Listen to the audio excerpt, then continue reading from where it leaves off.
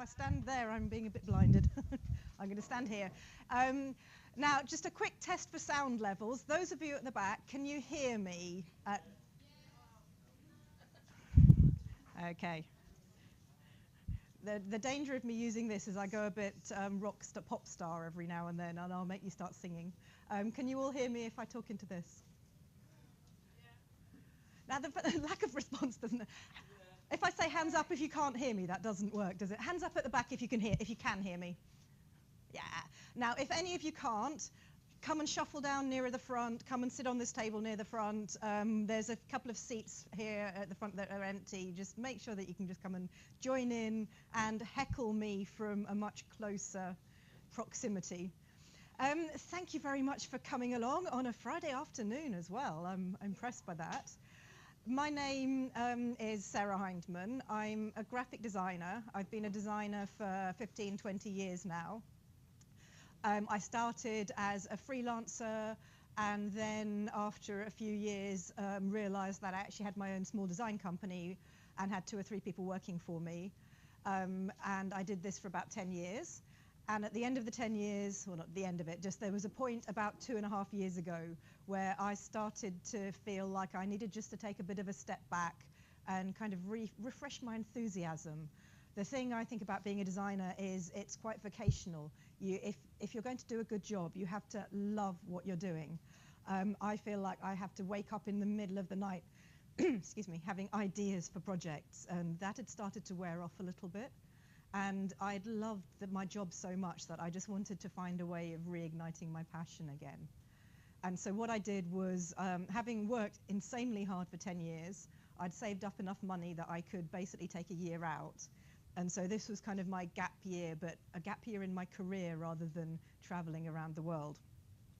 And what I decided to do was explore what I'd been doing as a graphic designer, but looking at it from the end user's point of view. So what is the experience of responding to what I design? Did what I was creating, what I was designing, did it have the effect that I had hoped? Was I being good value to my clients? And once you start asking questions, it's kind of quite addictive. The more questions you ask, the more questions you want to ask. And also I found that there were a few surprises along the way that I hadn't realized. And I'll gradually share some of these as we go through. How many of you are studying here at the moment? If you could put your hands up. How many of you are tutors? And how many of you have just walked in off the street because it looked interesting? I know you can't get through the doors. You came to talk about typography because it was just interesting. How many of you think that typography is exciting? I love that so many hands go up for that question. How many of you think that actually it's a little bit intimidating and you don't feel entirely confident talking about it? Hands up. And when I'm talking to the real type experts, I feel like that. There are times when I feel really out of my depth, even though I've been studying type as a specialist field for years.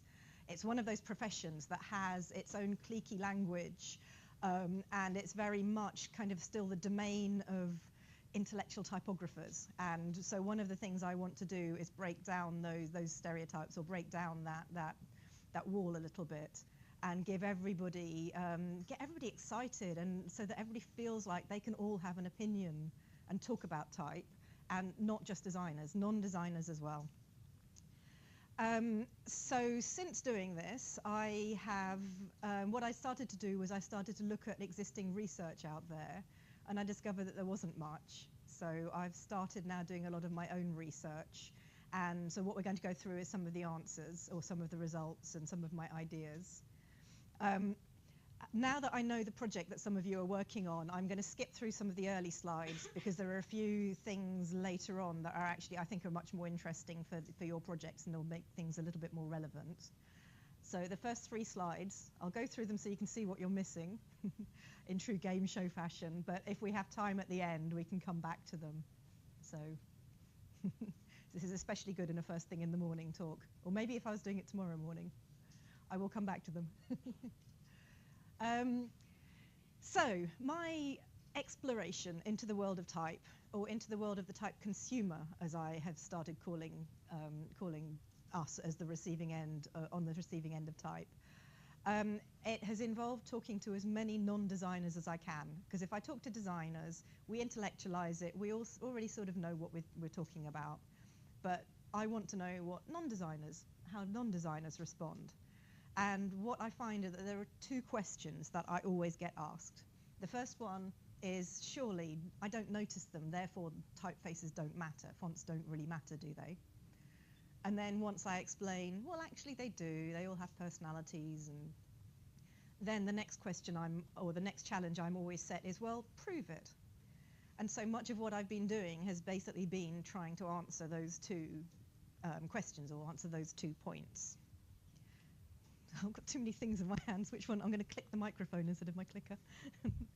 So when I was looking into all the research that's been done, one area of that has really widely been researched is how readable type is. Sorry, how legible type is. So there are certain typefaces that are incredibly legible at great distances. So if you're looking at signposts, at signage, so Jock Kinnear and Margaret Calvert, for example, completely revolutionized motorway signage systems, firstly in the UK, and they have now inspired people throughout the world.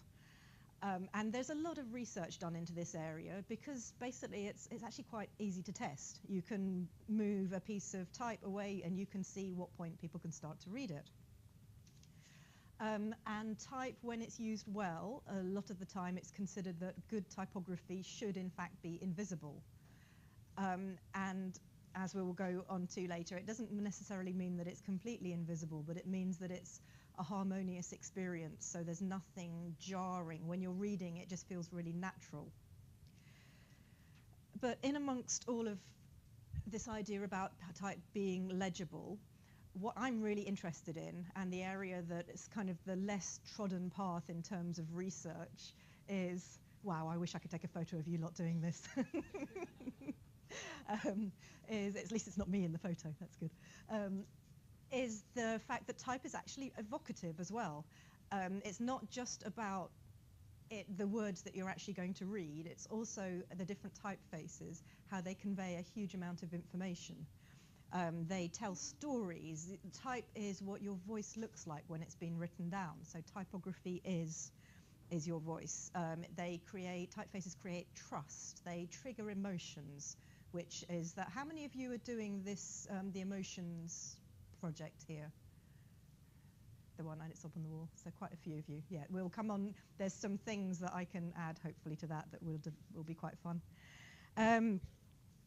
And so, as I said, this is less trodden territory in terms of research, because it's actually much harder to research, because it's so much down to individual responses, trying to work out how to get to somebody's instinctive responses without them over-intellectualizing it. It's also so culturally specific that we all have really different experiences, and not just culturally, age group. We were talking earlier how, to an extent, you can age a designer by the typefaces he or she uses, because we will be drawn to the ones from certain eras. There's an amazing museum in London called the Museum of Brands. Has anybody been to that? Excellent. So that's a few hands there. It's just closed for refurbishments, but it's reopening again soon, and it's basically a museum of packaging going back to the Victorian era.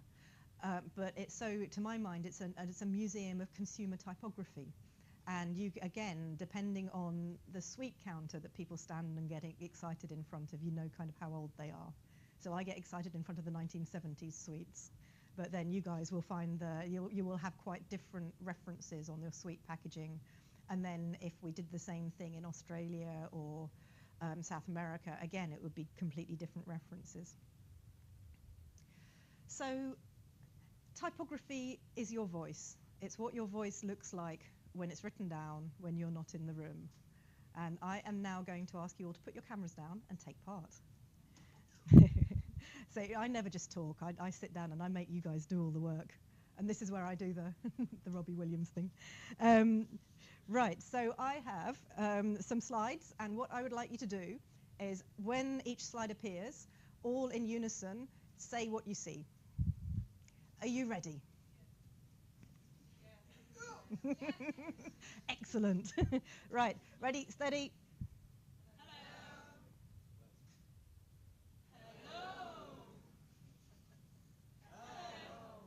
And all together.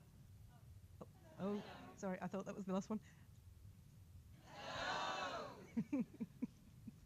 Thank you. So that needs no explanation. I can do that anywhere in the world. Even if you didn't understand, you couldn't actually read the words themselves, you would be able to make sounds that replicated that. I could do that with children, with experienced designers. Results will be the same every single time. So we very, very instinctively translate what words look like visually, typefaces, style, how it's been laid out, design, as being what the human voice looks like. So I'm having to look down to see which slide is next so I don't get too much of a surprise. So a lot of this is a given. A lot of it we know really instinctively, but it's never really been measured. So I'm starting to measure a lot of this. And as I said, I'm finding a few little surprises. And what I would like to do now is just break down there. To my mind, there are 3 ways that type evokes responses or evokes something within us. So the first type of responses that typography, that fonts, typefaces evoke are instinctive responses. So these are very much coded into our DNA. They're things that we've learned going back to primitive man, the days of foraging and hunting. So it's absolutely coded into us to keep us safe, keep us protected. So we instinctively know that if we see something round, and especially if it's red, that it's going to be ripe and sweet and nutritious. And these are the kind of things that foraging ancient man would have been looking for to keep himself, herself fed. On the other hand, anything that's jagged or green or brown, you kind of know that this is going to be dangerous in some way. It might taste sour, and anything that tastes sour or bitter might actually be poisonous, or at least it's not ripe and it's not good to eat. I recently found out that apparently the downward-facing triangle apparently is the shape that we perceive as being the most dangerous shape of all, because it mirrors the shape of a frowning face. So whether it's somebody being cross with us, or whether it's an animal that's hunting us down in the wild, it very instinctively triggers an area in our brain called the amygdala. And the amygdala is like your brain's warning system. If anything is even possibly slightly alarming, this will go off, and it will just make you a little bit more alert of your environment, and just give you this sense of, oh, I better watch out a little bit. It maybe evokes your fight and flight very slightly. Whereas things that are round and look safe, they don't trigger this at all. So because they don't trigger any sense of alarm, we find them relaxing until we've learned to override this. So these are the very instinctive responses, but you can then learn that maybe they're not always true. So if somebody hands you a hand grenade, it looks round, so in theory it's safe. And maybe Stone Age man would have gone, oh, yeah, that's safe. But you know, because you've learned that actually you don't really want to be anywhere near a hand grenade. So in fact, yeah, you imagine it as being the top right shape instead of the nice round shape. So all of that comes from a lot of studies that that date back a long way and inspires a lot of what I have been doing. This is a really lovely study. A lot of the work I've found in this field goes back to the early 1900s. So this is a lovely study from 1933. And these guys, you can find this study online. These scientists were looking into how you could convey emotions through lines. And their theory was, and I don't know if you all agree with it, I'm going to ask you in a minute, was when you look at different shaped lines, that it forces your eye to physically take that movement, that the physical reenactment of following the line creates that emotion. So if you have a look at the screen, hands up who agrees with them. Okay. Hands up who doesn't. I don't know. I don't know whether it's physically your eye tracing it out. Who knows?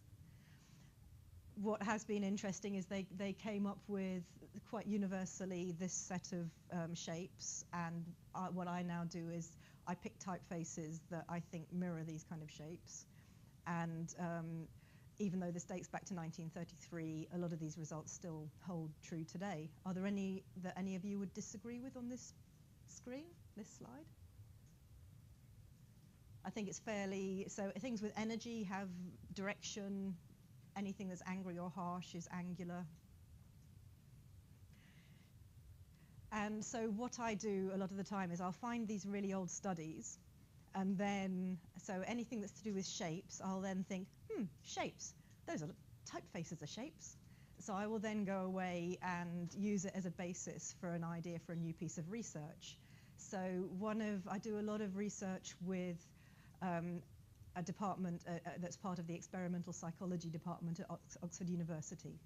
And one of their researchers, Carlos, had been looking at the shapes on the labels on on still and sparkling water bottles. And so I then took his research and the lines research and started doing a study into what typefaces would look like sparkling water and what typefaces would look like still water. What do you think? So the top one would be sparkling, the bottom one would be still. Who thinks that sort of feels true? Who would disagree with that?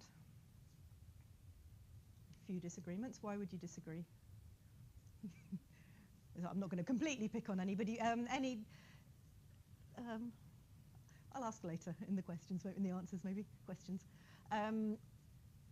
What I think is interesting is if you go and look at the existing packaging on water bottles, you will see most of it looks like the refreshing curved typefaces. You very seldom see the more angular typefaces on fizzy water bottles. And there are a few reasons for that, which we will go on to in a little while. The exceptions are things like beer. So black letter typefaces, these really spiky typefaces, we associate them with German beer very specifically. But it also just so happens that they happen to fit very well with sparkling water or fizzy drinks. So they have that kind of double whammy of the associations being German beer, but also looking quite fizzy. And energy drinks, that's the one other time where you want things to look really quite aggressive and quite energized. And the one other time that we've seen these really angular typefaces around us, who liked the Olympic typeface? Hands up. Oh, who didn't like it? It was a real Marmite of a typeface. It was, and especially beforehand, there was so much so much negativity towards it. And part of it will have been that these really angular shapes were just provoking people's sense of unease. They, as I was saying, those kind of angular shapes are things that we feel slightly alarming, and they feel like they are a sense of warning rather than something that's friendly and welcoming. And I think we were just incredibly lucky that the sun came out, that the games makers made London really happy, and that we started winning medals. Because I think if that hadn't have happened, none of you would have said you'd have liked this typeface. I think the memory of it would have been quite a different thing. It's just we've now had this really good experience laid over the top of it. But as a theme that's going to go through everything, and was coming through earlier on, is just because a stereotype exists doesn't mean that we should stick within that stereotype. And my challenge to all of you continues to be, how can you take something that's a stereotype in one way and then incorporate it into your design work so that you start playing with these and you start changing them? So I think bravo for these guys, for Wolf Olins, for choosing what was perceived as being an aggressive typeface. They've kind of opened the doors to people starting to explore these kind of things a bit more. So the first set were the instinctive responses, the ones that are coded into your DNA. So the next set of responses are the learned associations. So the difference between these is every time you see a typeface, you learn a huge amount about it from the location, from the the context that you see it used in. And so every time you see a typeface repeated in the same context, it then reinforces that as being a particular meaning. So we've gradually been building up this reference library of these associations all of our lives. And not just designers, non-designers, all of us have been doing this from a really early age. I'm told that you start to recognize these kind of patterns from about the age of 6 months. It's the scientists who say that. So this was, I thought, a really good example. So I did a talk somewhere, and then afterwards somebody sent me this tweet. So their daughter is 4 and constantly said that her car comes from Boots the chemist. What is her family car? Ford. Yep, unanimously I can hear just lots of... And you can see why. And they also happen to be the same colour, but even if you take the colour out of it, she was already starting to recognise the patterns of the different typefaces. And the same thing happens with logos. So I know if I asked everybody to stand under the one that they would drink, one would be more popular, I suspect, but you would know exactly which one you were choosing, even though they're not the logos, they're just typefaces. So what happens is our brains are actually incredibly lazy. So if I go back to the cola one, your brain hasn't actually looked really closely and worked out that they aren't really the same typefaces. It hasn't even particularly read the words. You've just glanced at them, and your brain has matched it to things that it's seen before, and it's gone, yep, that matches, yep, snap. And it's much more energy efficient if your brain does that rather than breaking down every word and then thinking about it in too much detail. And this laziness or this efficiency of your brain, the way it just sees patterns really quickly, is why apparently there's this street somewhere in China that has all of these shops on it. And it's just a whole street of knockoff shops. But it takes a moment before you actually realize that they are. And apologies for the bad quality, they're slightly screen grabbed off the internet. I think these ones are wonderful. The Hermes one, I think that's brilliant. Just switch it round. I'm slightly dyslexic as well, so I fall for all of these really, really easily. But I think these are really fantastic examples, illustrations of how your brain just does this. And then the third set of associations, the third set of responses that we have to typography are the learned knowledge. So this is very much the domain of everybody in this room. This is the domain of graphic designers, type professionals, intellectuals. It's a little bit like the wine industry or art. That expert knowledge means that we add in additional information. We project extra understanding onto the different typefaces when we see them. And this was one of the things that I started to be really interested in when I started to do all of my research was, okay, I've got all of these typefaces that I have certain things I think about.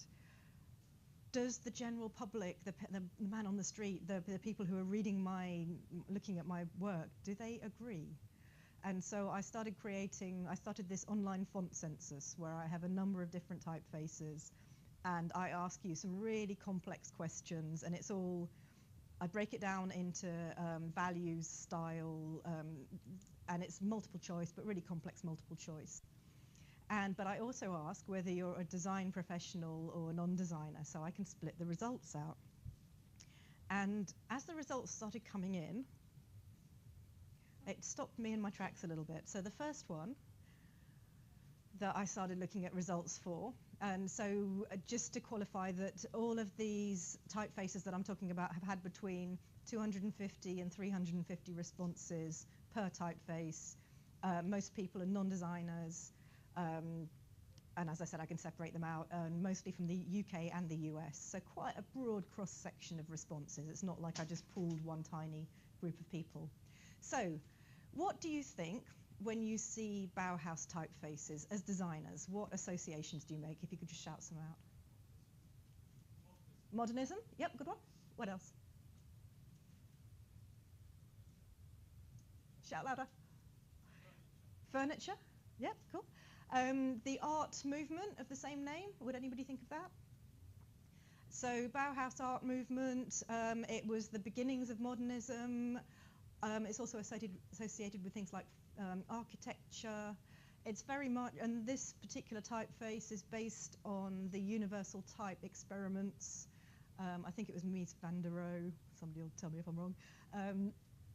So it's a very intellectual typeface. So when a designer uses this, it's an intellectual choice.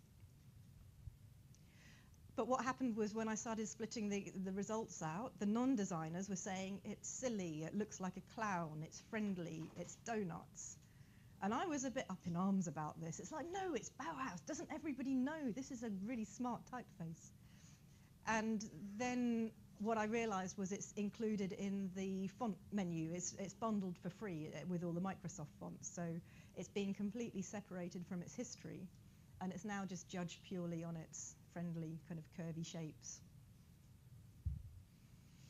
You can get there's a pattern forming here. So gill sans, what do you think when you see gill sans?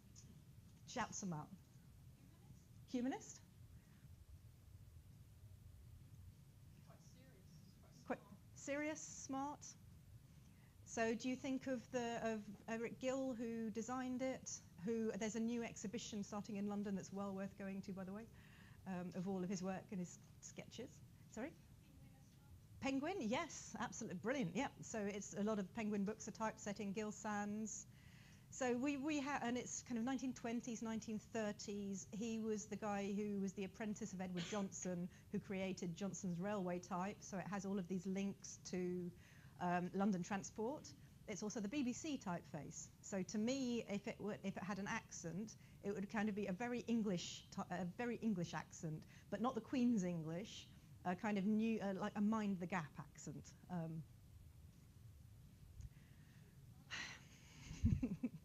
So, of course, splitting it out, non-designers, neutral, bit quirky, boring, ordinary, whereas designers are like, we're standing there championing the history of gill sans. You can guess where this is going for sure now.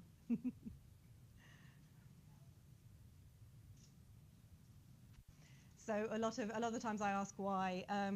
In America, Helvetica is used on tax forms. So a lot of the Americans who were answering were saying, it just looks like my tax form. It looks really boring.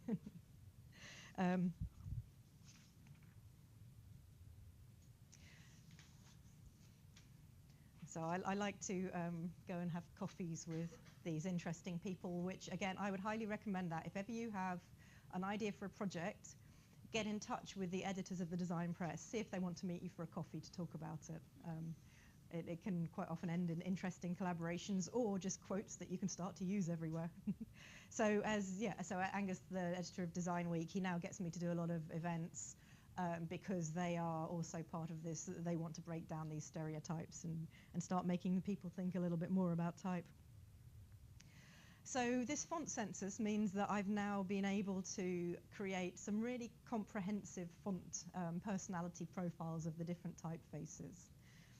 So on the top level, we've got things like Bauhaus is friendly, Garamond is responsible, Helvetica is conventional, but then I've got these quite complex profiles that I can now refer to. And as a designer, this is incredibly useful. So firstly, if I'm talking to a client, I can actually, and they're saying, okay, we would like to convey gravitas and knowledge, but also be friendly, I can now sit there and say, okay, I can show you statistically what kind of typefaces will fit your requirements.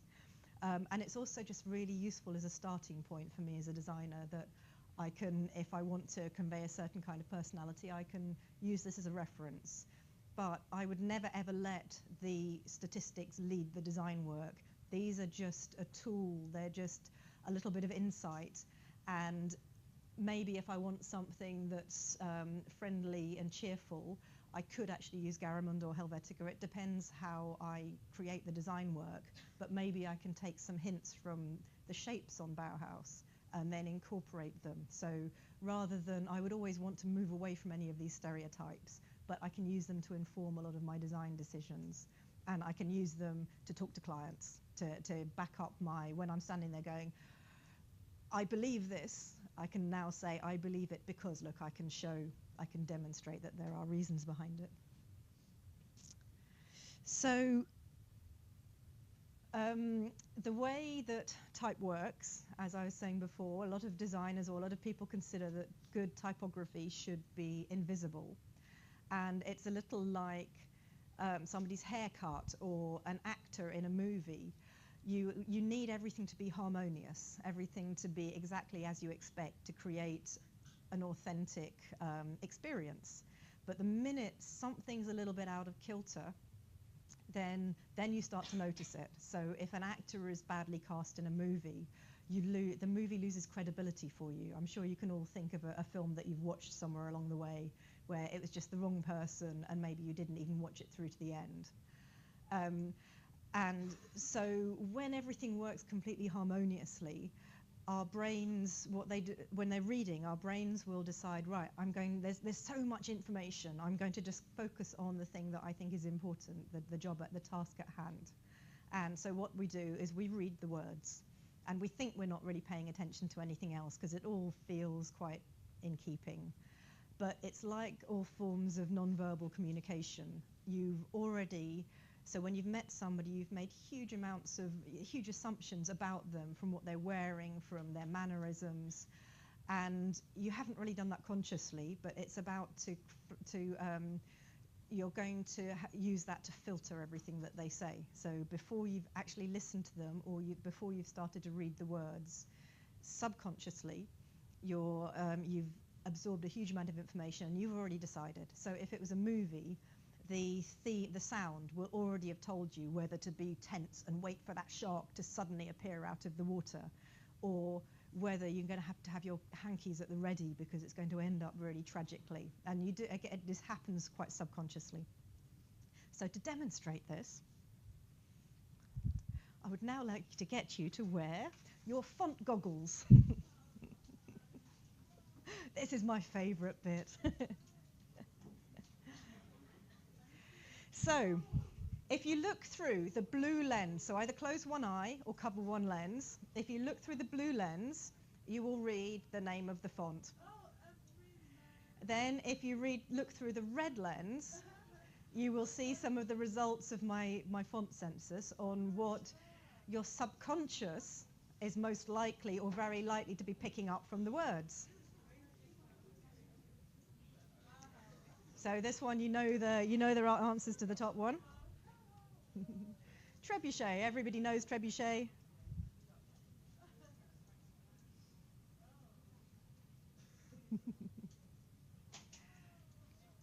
And then one more.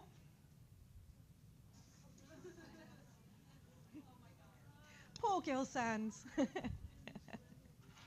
I think everybody should start loving Gill Sans a bit more, but just use it in the right time and place. You're welcome to carry on wearing the 3D glasses, but you no longer need them. It's kind of quite nice for me. And I love that so many of you are wearing them like sunglasses. It looks brilliant. So that's just a way of demonstrating how you read both with your conscious and your subconscious. And so anybody who says, oh, but I'm not really noticing typefaces, you can just quietly sit there and think, you're not noticing them consciously, but actually you really are. You're paying attention to them. Your subconscious is. So how many of you were not at the workshop this morning? Okay. We played a couple of these games earlier on this morning. That's fine. I'm going to do a really quick version of this. So what I had been thinking was, so if typefaces have personalities, and if, as I have seen, there's quite broad agreement on the different personalities that typefaces have, what if I could start to play a game to explore this a little bit more? And I created a really quick prototype of an online type dating game, which got picked up really quickly. So the online prototype became the game for ages. And I'm just going to play a really quick version of it with you. So the idea is that everybody has really strong opinions about which typeface they would date, which they would ditch, and which they would be just good friends with. And even if people think they don't, it turns out they do. So, show of hands, who would date A? A's, 3 of you, okay. Who would date B? That's probably about 15 of you. Who would date C?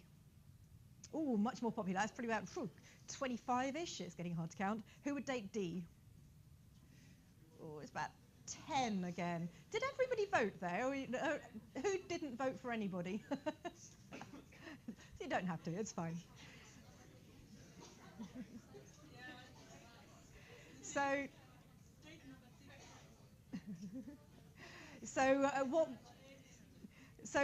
What I've been finding is that everybody has really strong opinions about these. And from these, so this was just 4. The real version had 9 different typefaces. His head looks really small. That's kind of weird. I'd never noticed that before. So from the online type dating game, which has had about 6,500 people play it, this was just a snapshot of some of the typefaces. These were the most dateable man was considered to be Franklin Gothic Bold Condensed. The most dateable woman was considered to be Dido. And all the way through, I ask people why they make these choices. And what I actually find more interesting is the descriptions. So people are actually they're describing people. Well, they're describing typefaces, but they're describing people. So he is confident, strong, masculine, looks sporty, clear idea of what he wants. When I do this type dating game in person, people will create incredibly complex backstories and personalities for the different typefaces. They also have really clear ideas on a few of them as being very male or very female. Dido, she's sexy, elegant, she has good taste, she's refined and stylish. One of the reasons for this will be the associations we make with seeing these kind of typefaces on fashion magazines like Vogue and Harper's Bazaar. People like Madonna use them on her album cover. So because we keep seeing them used over and over again in those kind of scenarios, that's why we make those associations. So the very first online type dating game, these are the results of all 9. So those of you who were there this morning, the bottom date was actually proving quite popular this morning. So you've all got a lot of choice. These people will be quite happy. And what I also ask is what typefaces people would choose to represent themselves. And then at the end of the type dating game, so there's a new one, as I said, online, and these are the new typefaces. So we did a really big live event at the V&A a month ago, and we were playing this for real, and it was hysterical. People would just walk in going, huh? And then within a few minutes, they were having really lively debates about, no, Brody, he, top right, would not buy the drinks, and he's like a 1970s porn star with a moustache. And they were just coming up with these really complex stories. And I was saying earlier that I did this for a hen do, and the hens, after a few drinks, were working out which ones they would marry, which ones would be one evening, and obviously getting worse, getting naughtier. But if you want to play that online, at the end of the game, you get a personality analysis of both yourself and your potential date based on your choice of typeface. And those of you who were in the workshop this morning, I've got the results of this morning's one, if you want to come and pick those up at the end of the talk. So yes, one of the things that this has reluctantly led me to look at, so for a long time I was resisting the idea that typography had gender stereotypes. There's a few things that they disappoint me a little bit. Like when I go and try and buy a new bike and they try to sell me a pink bike, I don't want pink. I don't like these kind of gender stereotypes. But so I've been doing an online survey of which typefaces are considered masculine and feminine, and I was really hoping to be wrong. So at the point at which I tallied these results up, we'd had 120 participants, US, UK, majority non-designers again. And I take them through a series of questions, and they just put different typefaces in order, and I can then extrapolate the results. And so if we zoom in on the top results, I find this really disappointing.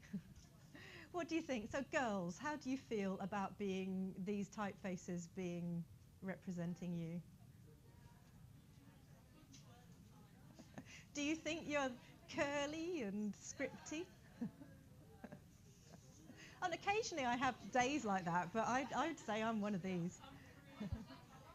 And boys, how do you feel about being the angular? How do you feel about that? Who feels they would like to change some of these stereotypes? Yes. So you are the new generation of designers. You are the people who can actually start to mess with these. So these stereotypes have been repeated since the early 1900s. Let's change them. Let's start playing with them. If you're going to do something aimed at a female target audience, how about picking some of these typefaces and then looking at ways that you can change them or change the context or change the design. Yeah, let's mix things up a little bit. So I'd have no easy segue for this other than it's Friday. This will be later on this evening.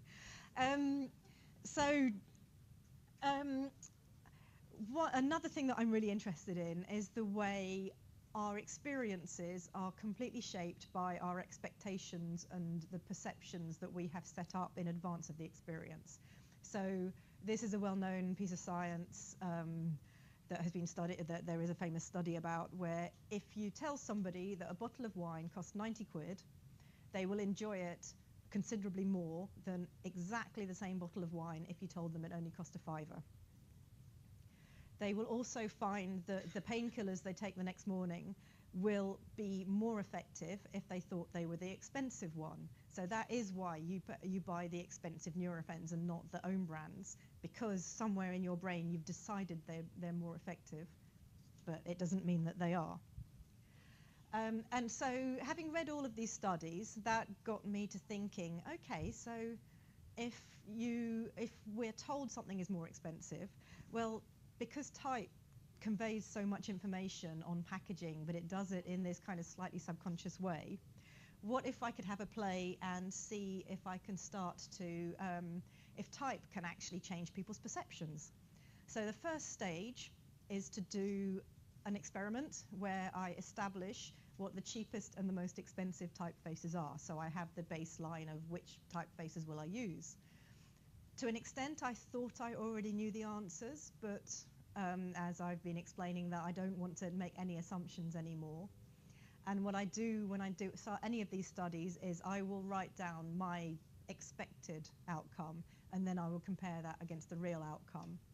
And there's always a few little surprises to be found. So this is the how expensive is that font survey. So we did that live at the V&A, 108 participants. So on the previous slide, that's how we did it at the V&A. People put blocks in order, and then they pressed a buzzer at the end, which was great. And then it's also an online survey, 290 participants so far, ongoing. Again, US, UK, so broad demographic.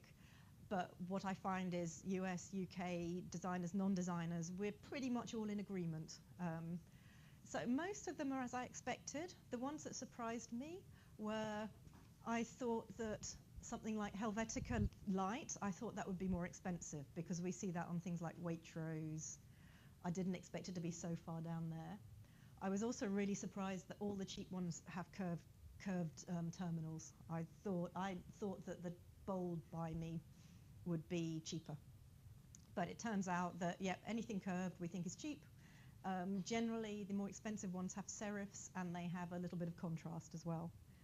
And so that was the first stage. Oh, yes, and then I put some different shopping baskets, and I was asking people to guess or to pick which they thought would be the most expensive shopping basket. And I think you can probably think about which supermarket almost you would equate each of these to as well, can't you? So having established that, so the most expensive typeface came up as being Dido, or a modern style typeface. So one with a lot of contrast, but also with really defined serifs. And the cheapest one was bold and round edges. So at this V&A event, what I cheekily did was there was a big bowl of chocolate that everybody was invited to help themselves to a piece of chocolate and then fill in an answer form about what they thought it tasted like, so the quality and the price. But what they didn't realise was that every half an hour or so, no, every hour, we were changing the typeface. So we could then afterwards compare the results, but without anybody really knowing what was being tested. So this is kind of the closest I can get to the really expensive neuroscience stuff where they put things on people's heads and measure their brains. So if I can cheekily test something where you don't know I'm testing it. And so the results of interest for this one are the ones on the right, and I was really chuffed. So the aerial rounded are the ones in the kind of orangey colour, and as you can see, everybody thought that chocolate, they were rating that as being much cheaper bar. And the one in Dido, they were responding purely to the taste of the chocolate. They didn't realise I was changing typefaces. So the chocolate with Dido was rated as tasting more expensive. So I was quite pleased that I can now demonstrate that yes, an expensive typeface makes something taste more expensive. And then it leads you to, next time you go around the supermarket, look at your shopping basket and just ask some questions. Did you pay more money because of the typeface and the design on the packaging, or was it really a better product? Who knows? And as designers, it means that we can use this, all of this knowledge can be used for evil, but it can also be used for good. So there are lots of instances, there are lots of studies that have been done to show that our brains mistake the reading process itself for the things that we're reading about. So this is another famous study. I will send all the references to all of these so you can all look them up, where a group of students, they were split into two groups, and they were given an exercise, a description of an exercise routine.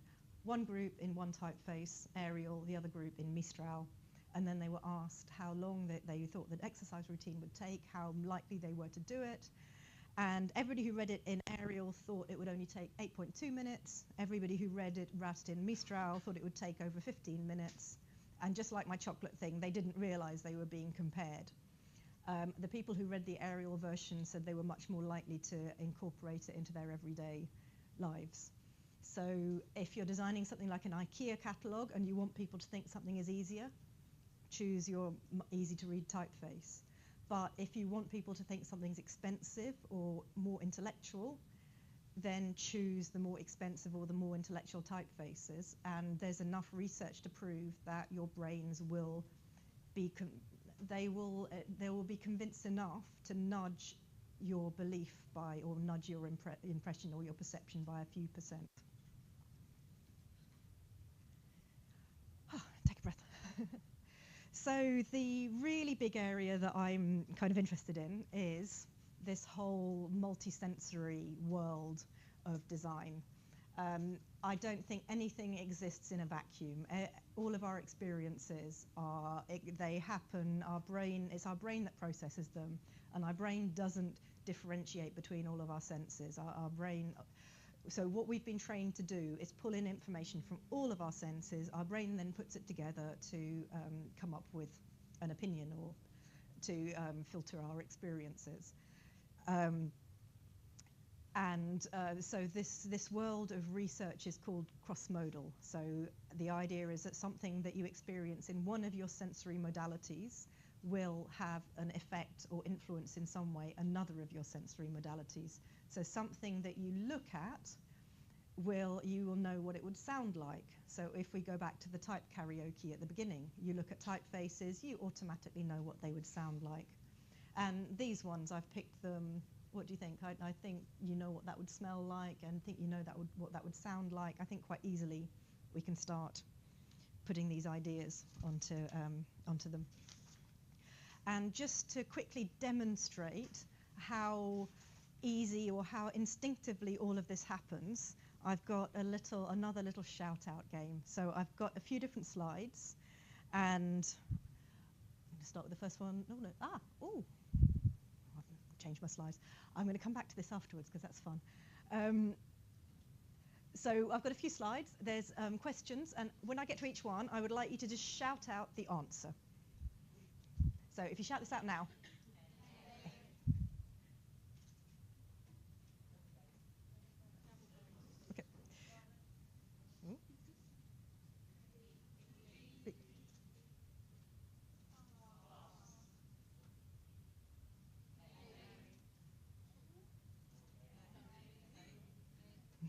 Oh.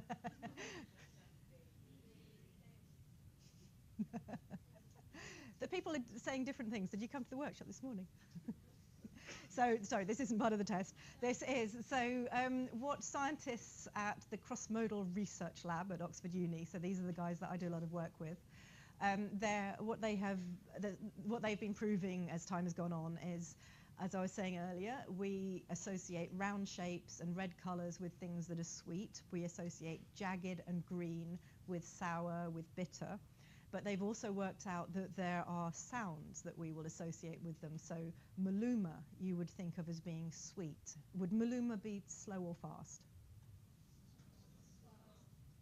So slow was the overriding response. Would takiti be slow or fast? So there's a majority, and then there's the exceptions, but which is fine because all of this is kind of strange new science, and we all have our own perceptions. But in general, you will have really instinctive responses, and you will be able to translate these through across your different senses. There are two other words, there's boba and kiki, and so Heston Blumenthal, who is very involved in this world as well, he uses that to differentiate between types of chocolate. So would milk chocolate be boba or kiki? And would dark chocolate be boba or kiki? Yeah. So things that are more bitter, you will think of as having harsher sounds and being more angular. Nobody entirely knows why, but just you ask people around the world, and it just happens like that. And so this brings me on to one of the experiments that I roll out quite often. So those of you played it this morning, I've actually got it out here for anybody who didn't play it this morning. If you'd like to have a go at it, you can have a go afterwards. So the thing that I perplex people with is handing them something to smell and then asking them to match it to a typeface. The first time I ever went to meet all of the scientists, I took them some little test tubes with all of these smells and got them to do it, and then just felt ridiculous that I was asking scientists to do my crazy fake science experiment. But then they got all excited about it, and we're now running this around the world. It's just been run in Australia. A school up in Bradford's just done it. And so the first stage of it is the 4 smells, and this new version has a 5th one, are bubblegum, lavender, chili, and alder soil. And you have these different typefaces. So I've already done a pre-test where I've narrowed it down to the most popular typefaces, and this is now the 2nd stage. And so, as you can see, bubblegum and lavender particularly have really strong associations. Chili, I'm kind of I wish I hadn't put that really Mexican typeface in, because I think people are making intellectual associations with that one. But the alder soil, you can see people aren't making intellectual associations, and actually different people smell different things. So some people will think it's quite medicinal, some it clears your nose.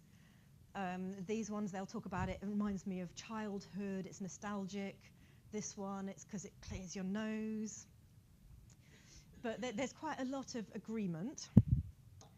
And so if I just pick the top 2 typefaces for each one, what do you think? It kind of, you look at it and you go, well, that's really obvious, I could have guessed that. But the fact that so many people around the world come up with the same responses, and it's about smell, is kind of interesting. But a lot of the time it's the anomalies, it's the people who say something different that is almost more interesting. So with like the chili, what I found was the guys in Bradford were actually picking a lot of the really round typefaces. So for them, it wasn't so much about the heat, it was more about home and comfort. And I guess because it's kind of the home, Bradford is the home of curry to an extent. Australia had slightly different answers for alder soil because it's got a huge proportion of eucalyptus in it, and there are eucalyptus trees everywhere in Australia. So the next stages are now to do much more unusual versions of this and break things down a little bit more. And why this is useful is once we've established which typefaces you associate with being sweet or with being sour, we can actually start using that to play with your perceptions. So this is a jelly bean experiment that I've been running for a year now. We did a huge version of it at the Science Museum about 3 weeks ago, which was worked really well. And what I do is I give you 2 identical jelly beans. You eat one of them while you look at the typeface on the left. You eat the other jelly bean while you look at the typeface on the right. And what I found in the first version of the experiment, which had it's about the same size of audience as you guys, people reported the jelly bean as tasting 17% sweeter when they looked at the round typeface and 11% sourer when they looked at the jagged one. And then at the Science Museum, I was trying lots of different typefaces, and there was some had much bigger reactions, some had much smaller reactions, but all of them, the more jagged, the more condensed, would trigger the sour effect, and the really round ones would trigger the sweetness. And then, so this has led me on to another experiment demonstration, which I like to call my typographic gobstopper. So a few of you did that this morning. I give you a sweet, and then what you do is while you're eating the sweet, you look at and you touch each of these postcards. And so the things that are changing are typeface, color, but they've also got texture on them. So number 3 has sandpaper on the back of it. Number 4 is really shiny. And I ask you to rate how the sweet tastes. And I'm still really surprised by how dramatic the results are. So this is now being, so this is only from 46 participants, but these are very similar to the results. So at the V&A, we had about 300 people doing it, and it all bears out. So the really neutral, so the neutral one on the left is Helvetica on black. So you can see the black bar is quite neutrally along the middle. When I ask about how fragrant the sweet tastes, when people are looking at the scripty lavender one, the fragrance goes right up. The red curved typeface makes something taste sweeter, and the sourness, when you feel the texture and you look at the jagged typeface, that really accentuates the sourness. So nobody really knows whether it's just making your brain more aware of these flavors or whether it's just quite how it works, but it's interesting that it does actually change your perception of how something tastes. And the reason this is useful is something that we're looking into is how this could be incorporated into food packaging. So we're in an era where there's a lot of talking about nudging people towards healthier eating, reducing the amount of sugar, reducing the amount of salt in different products. But rather than telling us to eat less salt or less sugar, what if we could actually do this via like a sort of placebo on the packaging, where you could just assume and expect something to taste sweet, and we could take some of the sugar out, but without you even noticing, because you've just assumed a certain level of sweetness from the outset. So yes, kind of interesting ongoing research into all of this. That was my last slide. I'm going to open this out to questions in a moment. If anybody wants to tweet me, or the website is just typetasting.com. If you're taking any photos, I think there's a few photos being taken. If you're tweeting them, if you don't mind just copying me in on them. And if anybody wants to email me some, I would love to do a blog post about it, because I've been standing up here, I haven't taken any photos. I always make sure I credit everybody for anything I use, so I would put your name. If you wanted a website or anything linked as well, that would be fab. So, as anybody, that was a real whistle-stop tour through my my research, and in exactly an hour. Does anybody have any questions? Yes. Yes, massively. I think colour is possibly more important than type. This one, I find the results are much more exaggerated now I've included colour and texture than with the jelly beans. But it's just interesting that every single design element can make a difference, and then if you just multiply them up, then you've got this whole toolkit that you can really make a difference with. Or you can contrast them as well. You could use them to work against each other. Thank you, good question. Any other questions? Yes?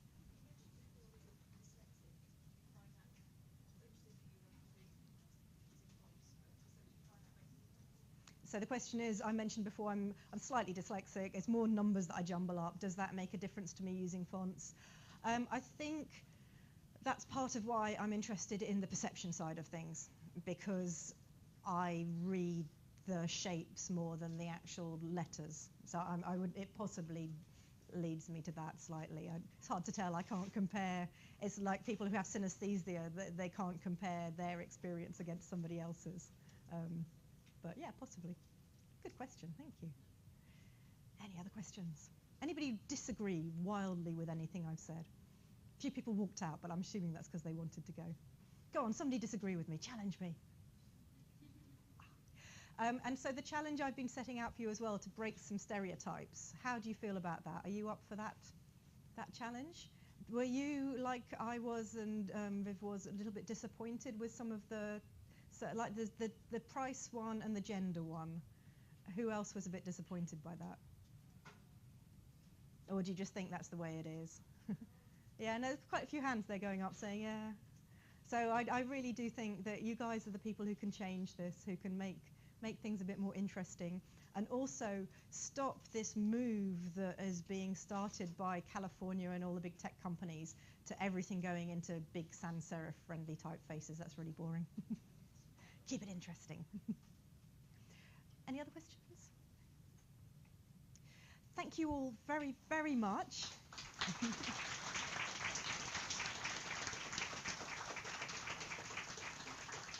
Oh.